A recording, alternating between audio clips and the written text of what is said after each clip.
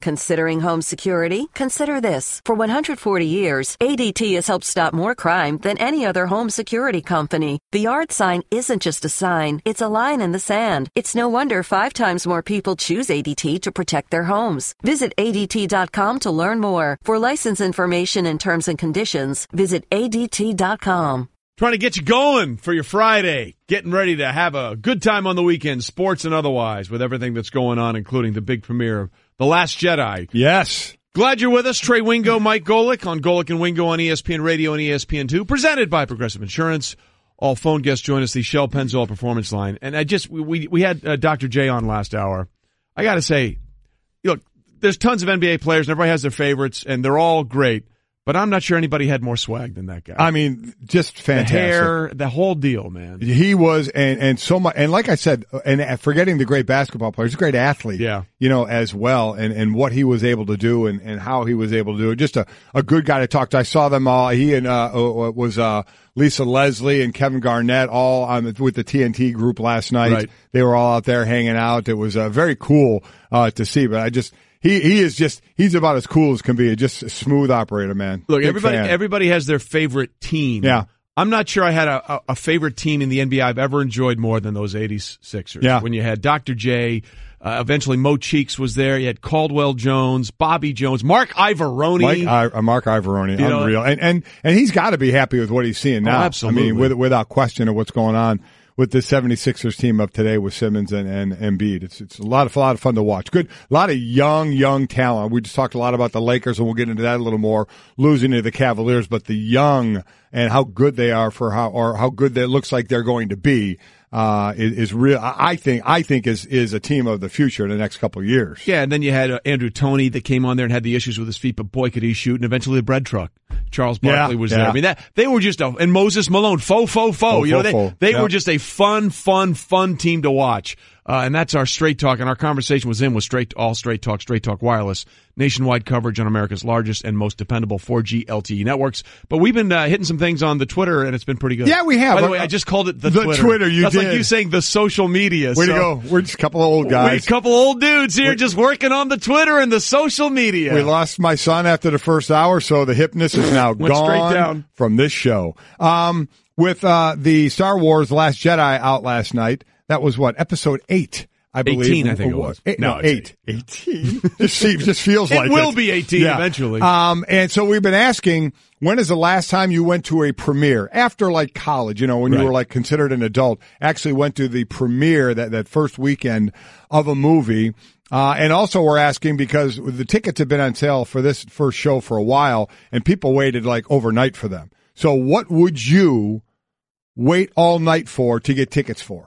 What would you stay up all night for to get tickets for? We're getting some great response there. And again, would you go to the preview of a movie? And then we get into the side issues of spoiler alerts. Right. When Herm Edwards came on and had the most unbelievable spoiler for Game of Thrones. Was unreal. In a 10-second throwaway. In a 10 seconds at the end of a segment, his line was, and he thought it was only a little spoiler. Yeah. He said a little tidbit. He said the bad guys have a dragon. Which sent Twitter into an unbelievable frenzy and Herm trending. Yeah. For blowing that was unreal. And he had no clue that he had just done that. None. That's why we love Herm. That's what made it great. Yeah. So much. And so we're talking about how long do you have to wait for any spoiler on these big movies, really any movie. Steve is saying for this one, and I could kind of see the point. Steve said for this, because somebody said 5 to 7 days for this Star Wars one. Steve said no spoilers until after Christmas. Families get together around Christmas, and that's one of the things they can do is kind of go to that. So, people may be waiting until all the family gets together, and then they're going to go together. So I can kind of see that. I can't sit there and guarantee, Steve, that that's going to happen for you. No. You may stay off the Twitter and the social media. Stay off that Twitter and social media and that stuff, that newfangled stuff that's out now. Stay away from it. Yeah. How about this one? Somebody wrote in, Gordon wrote, hey, Golic and Wingo, quick question, what time is it? Yeah. Because that's what he had Dr. J on the show.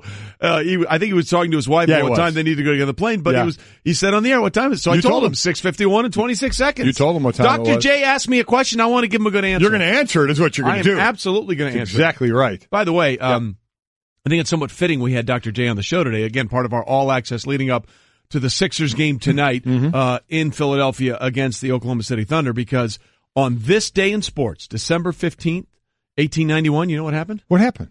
Basketball was invented. Really? By Dr. James Naismith. There you go. This date in 1891. 1891. Wow, that's pretty impressive. Yeah, put the peach baskets up on the pole, and it all started. Let's staying in basketball, 1973, December 15th, Tennessee beat Temple in an NCAA basketball game. The score was 11-6. Four corners there, obviously, for Dean Smith, right? And this wasn't like, you know what? This wasn't 1892. No, this was 73. Okay? This wasn't a year after the game was invented. I'd love to see the post-game questions. Hey, you didn't get a lot of assists. Why were there no more rebounds? We're about ball movement. Oh, my gosh. Holy smokes. And how about this in 1980? Boy, how things have changed. I remember when this happened. 1980 on this day, Dave Winfield became the highest-paid player in baseball. The New York Yankees signed him to a 10-year, $15 million contract. 10 years to make $15 million. I think Giancarlo Stanton's making $25 this year alone. Right? Giancarlo's making $25, $27? If you space it out over the year, he's making $5 million during our show. Yeah. Yeah.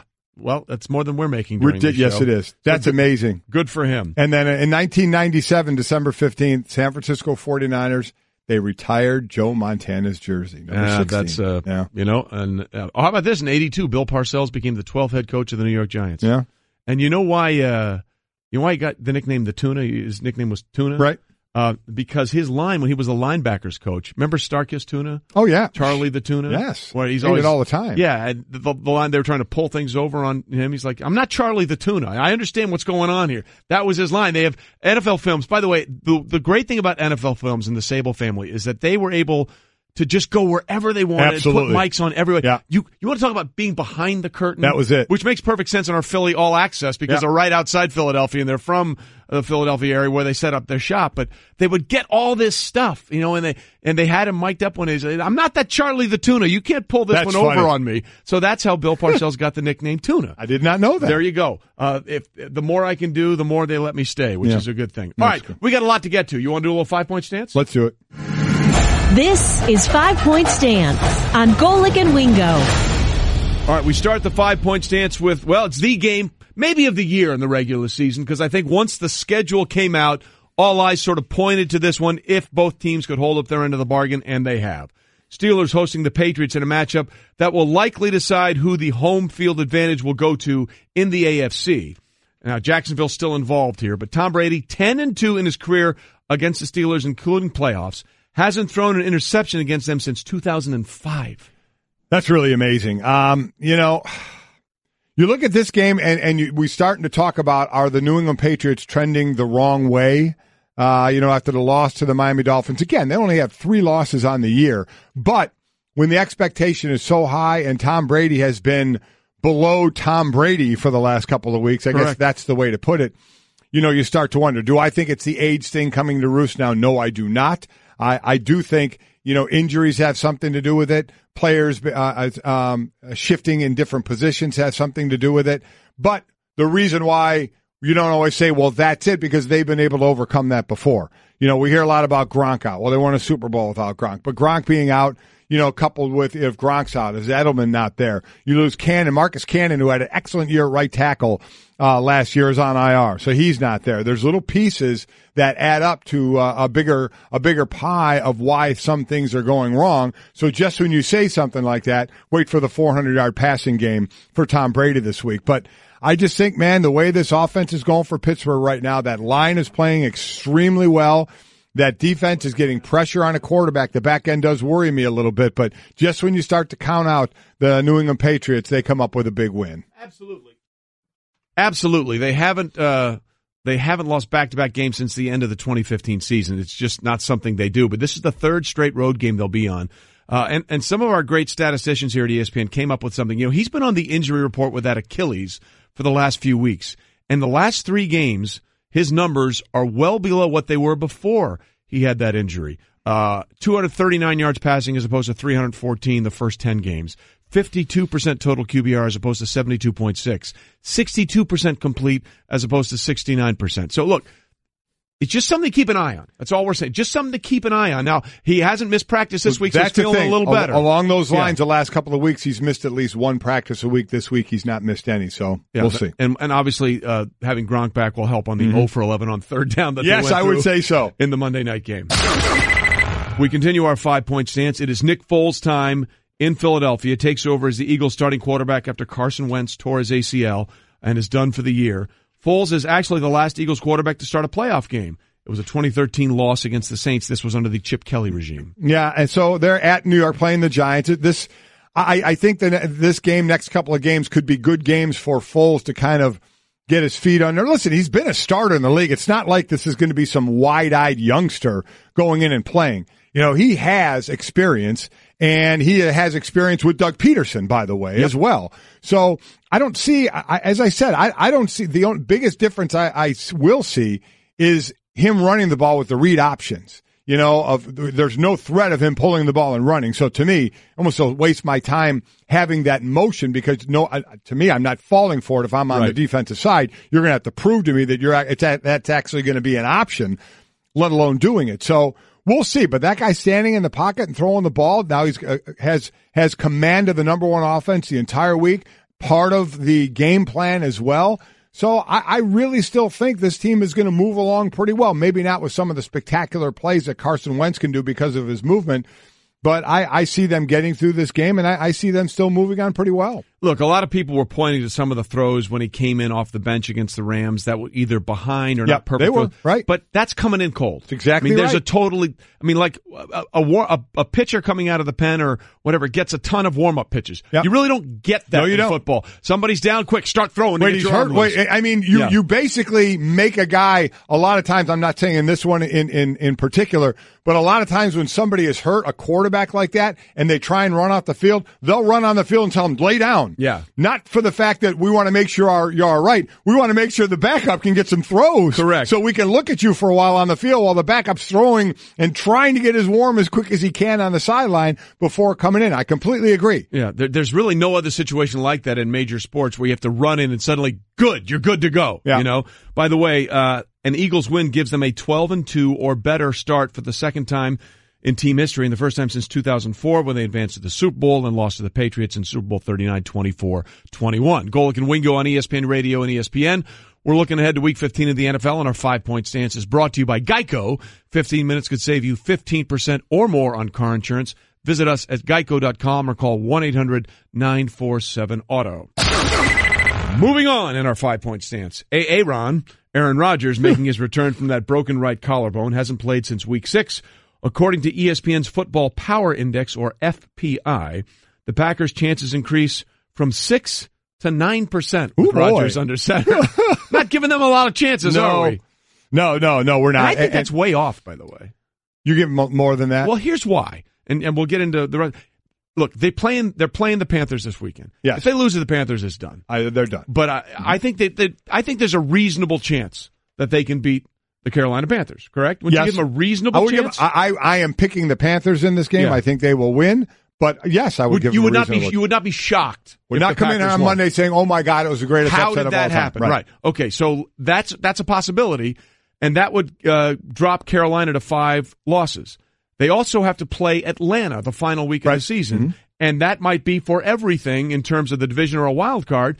And it's certainly reasonable to consider that Carolina could lose to Atlanta. So then if somehow the Packers win out, they would both be at 10-6. And guess who has the tiebreaker? It would be the Green Bay Packers because they beat them this week. So I understand a lot of things have to happen, but I don't think 9% is giving them I don't think it's looking at the situation realistically by what could possibly play out. I'll defer until I see them win. You will defer. Until I see them win. I don't think they're going to win this game, so I think it's going to be a moot point. I think it's going to be over for them. It's like a cow's opinion. It's moo? But moo. Yeah. That's exactly right. But I am always interested to see how he's going to play because we've seen him come off injury before and just play fantastic. I imagine Jordy Nelson's one of the happiest people out there right now for downfield plays that you may see.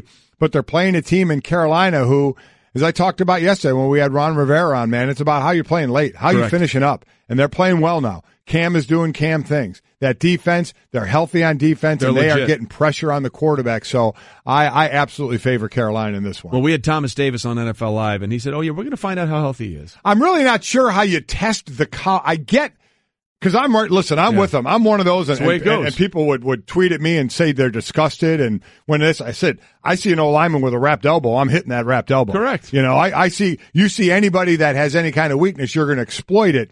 If someone has a bad ankle, you want to make a move. Yeah. Someone has a bad collarbone. You're trying to hit Aaron Rodgers anyway, so I'm not sure how you're going to test the collarbone. Because if you can drop a quarterback on his shoulder, you're doing it anyway. Right. So, I mean, it's not like you're going out of the norm of what you would want to do to a quarterback anyway to test the collarbone. But always love his candor there in what he's saying. Look, he's great. He is. He said 3 torn ACLs in the same day. He's still balling out. It's amazing. By the way, since 2009, Rodgers is 26-7 in regular season starts in December or January.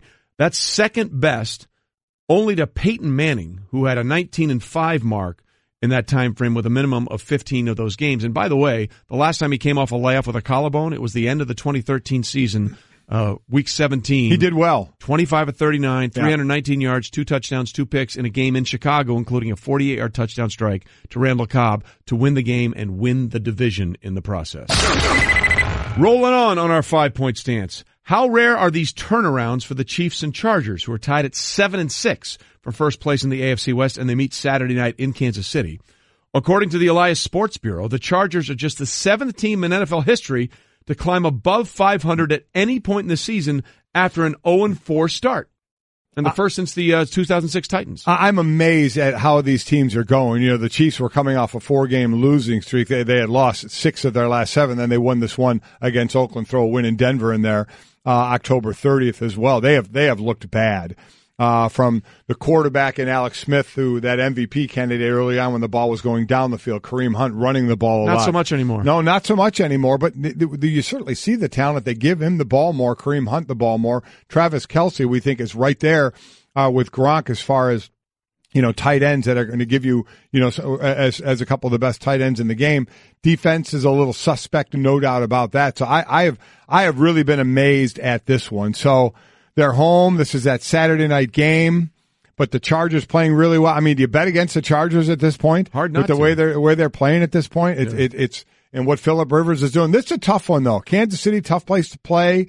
Saturday night, that great barbecue smell wafting all over the place is just fantastic. You wonder if that win against Oakland, Kansas City if that turned them a little bit to get back to what we saw out of them early in the season. An intriguing game to me. Yeah, the Chiefs, by the way, are 2-6 since that 5-0 start. 5-0 start. 5-0 start, right. Only one team in the Super Bowl era has recorded a worse winning percentage following a 5-0 start. The 1974 Patriots. The 1974 Patriots went 2-7 to finish up the season when they only played 14 games at 7-7.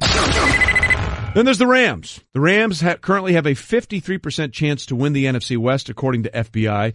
That would jump to 98% with a win in Seattle this weekend and fall to 31% with a loss in Seattle. Yeah, the big thing about Seattle gets this win, and we're talking all of this about the Rams, right? Yep. It's been, and listen, they have deserved it, correct?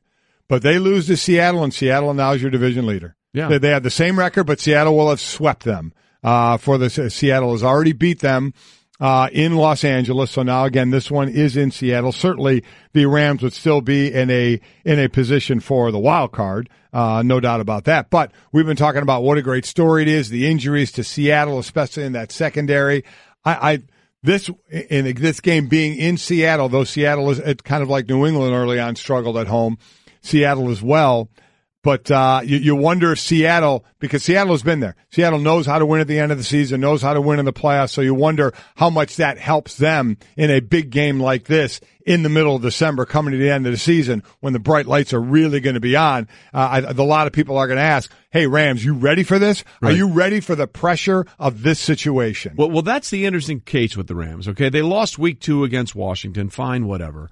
And then they went on this unbelievable roll, but they're 9-4. Outside of Washington, their other 3 losses, they had a home game against Seattle in which Seahawks only held them to 10 points.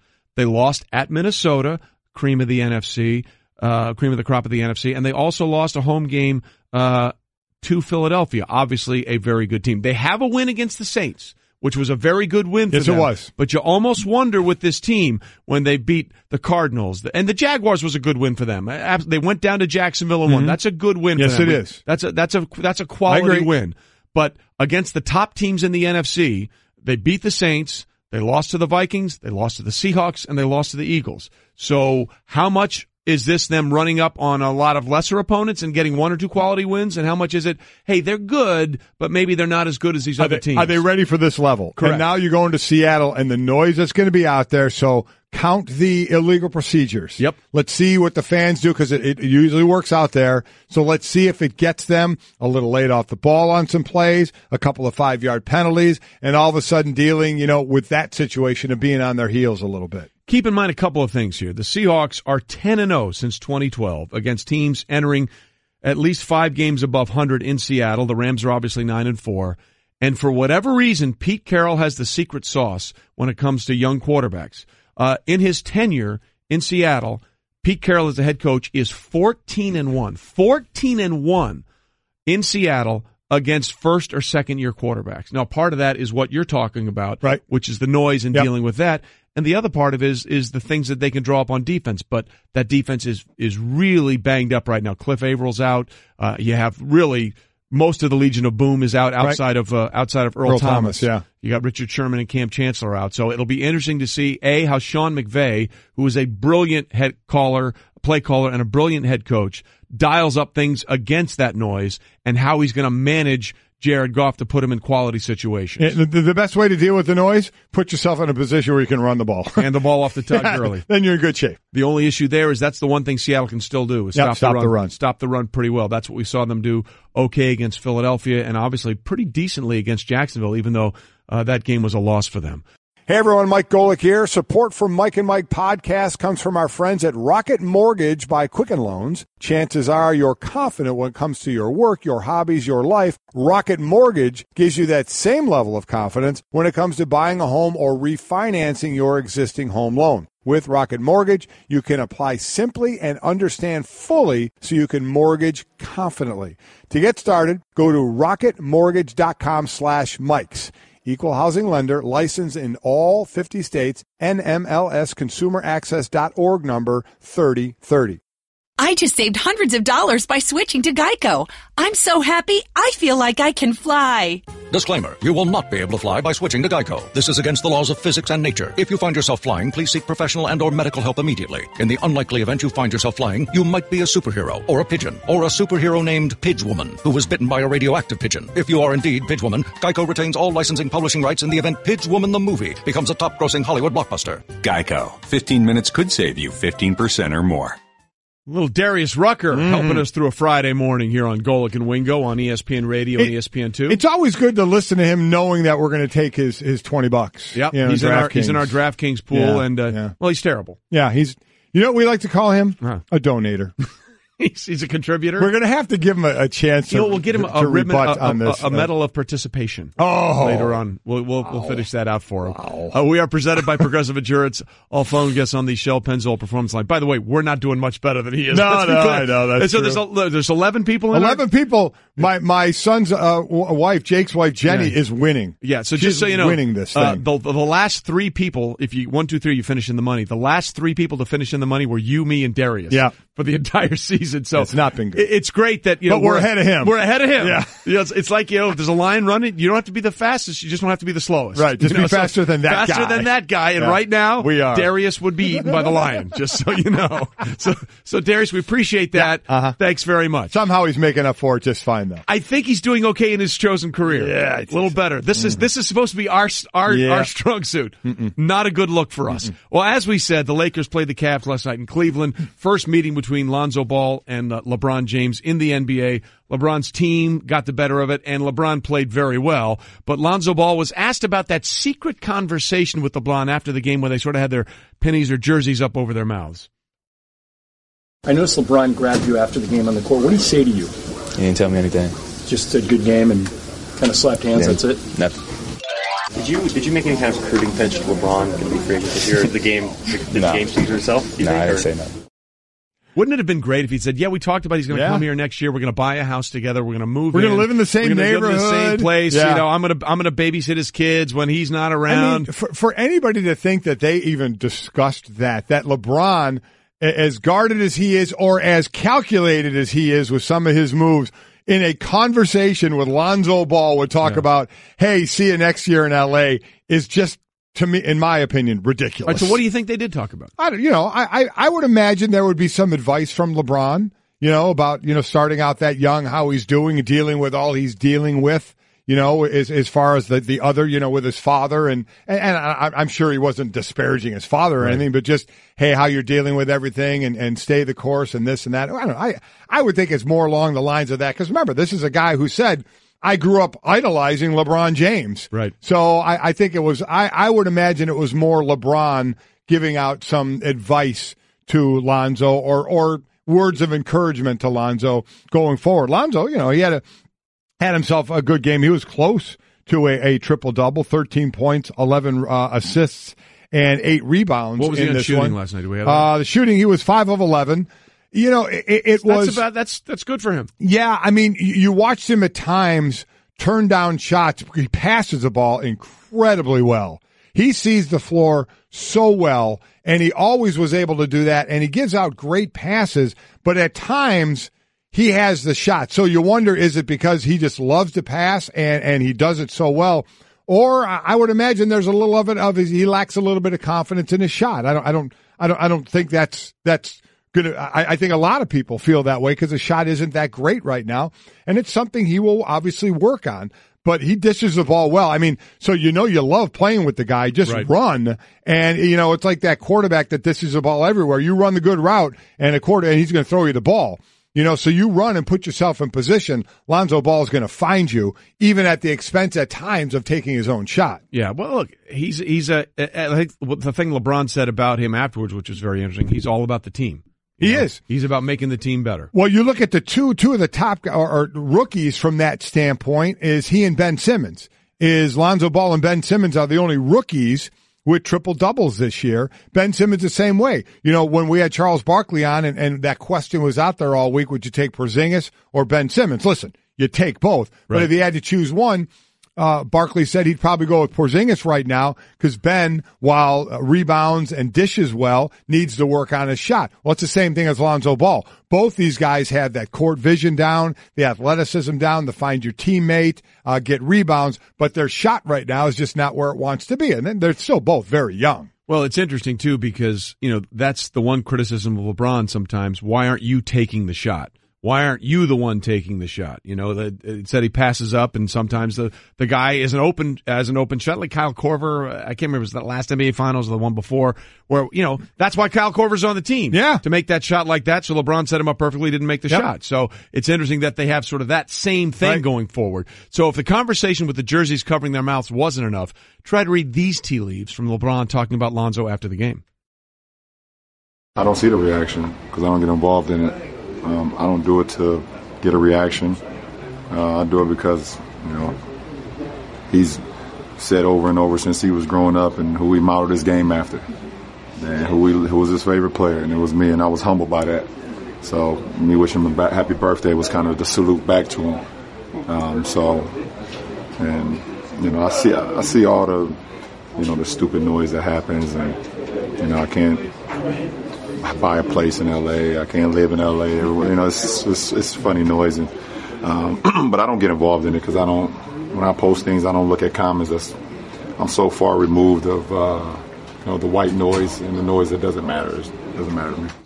Now, are we the stupid noise? I don't know how much I believe feel like that. We're the stupid noise. But I also don't know how much I believe he doesn't, because he seems to have, at times, rabbit ears out there. Yeah, to know what's kind of going on. And listen, you can do what you want.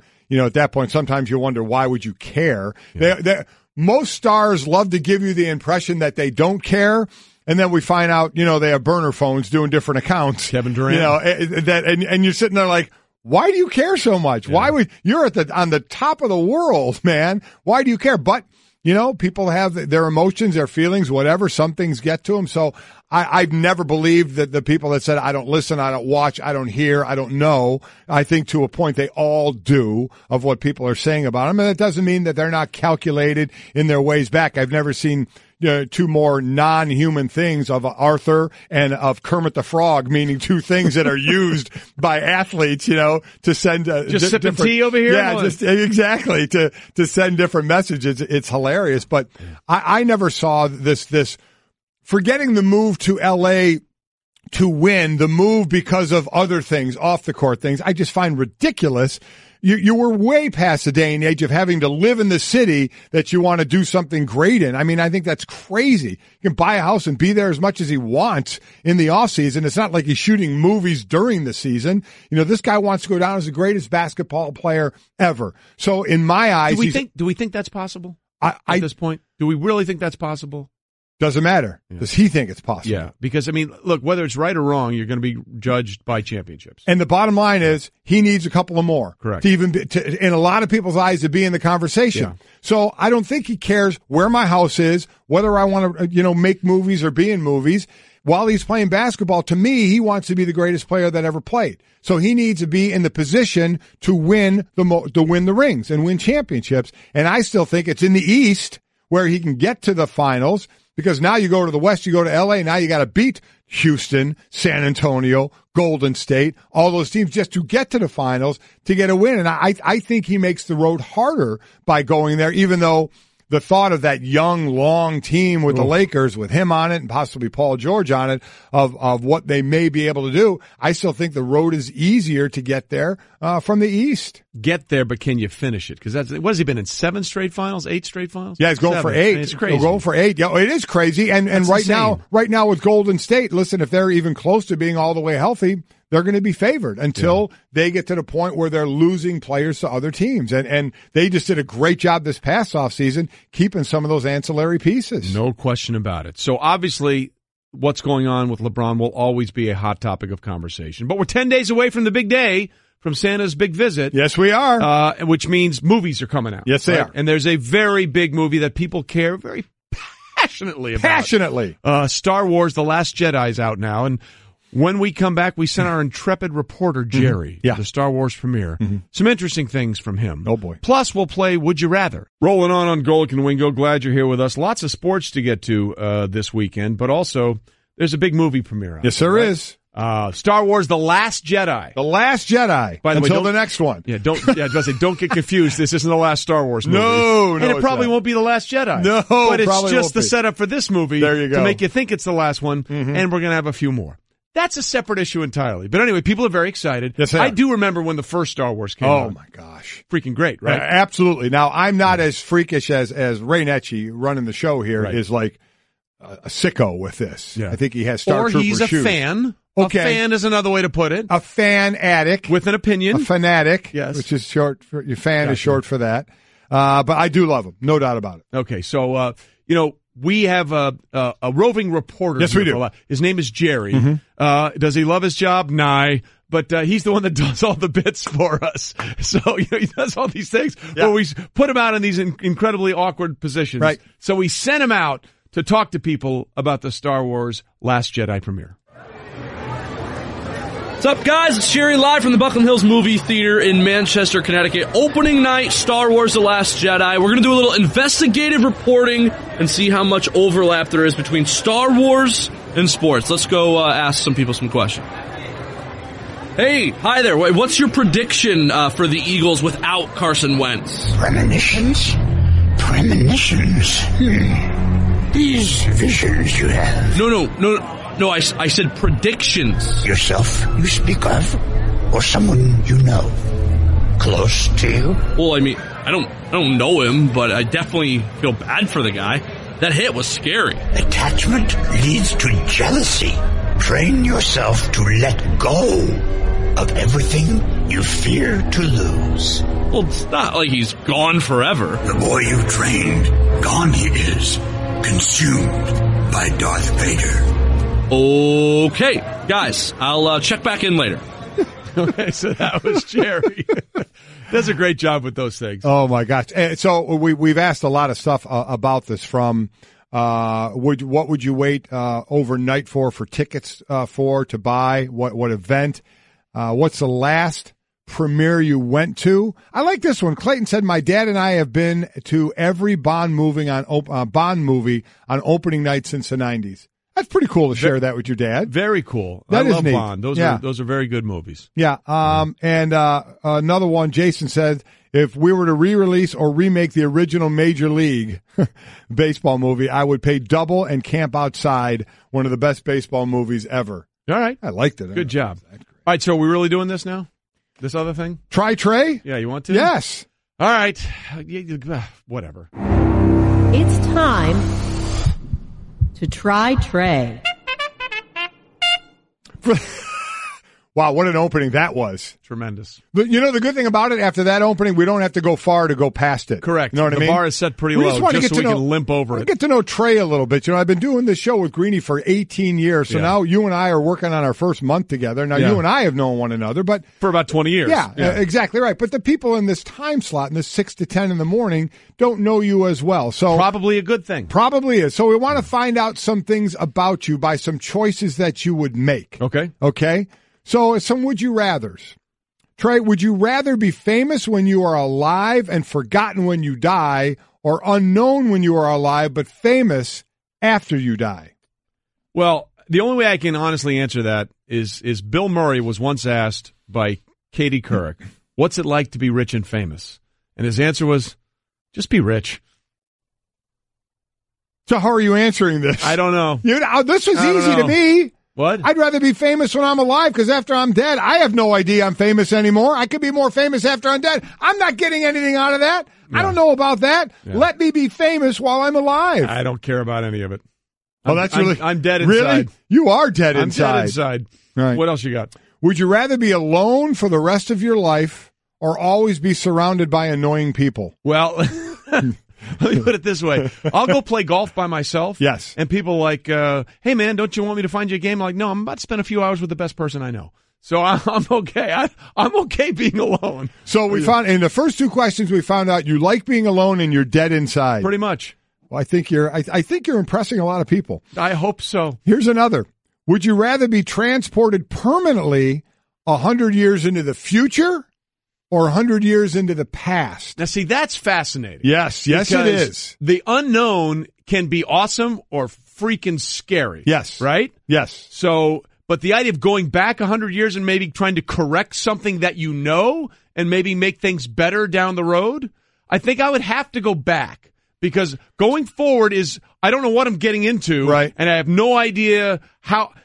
The advantage going back would be I know things that they don't know, right? And I could use that to my advantage, and I could also help people to avoid certain mistakes. Well, forgetting the helping people, you go ahead and want to do that. No, man, you could clean up. That's exactly right. Can I take the sports almanac from Back to the Future with me? The only problem is I'd get the rich thing down pretty quickly. The only problem is you'd lose all the technology that you have now. You'd have to be without it. Can't be. Hold on, I'm on the phone. What are you talking about? What do you have? What is that black box that you have in your hand that you keep holding up to your face? Why can't I get service? Yeah, I'm getting no bars. Well, we've tried, Trey, and we failed. Yeah, it's pretty much the story of some of my career. Thanks up. Better stuff ahead. Don't try me.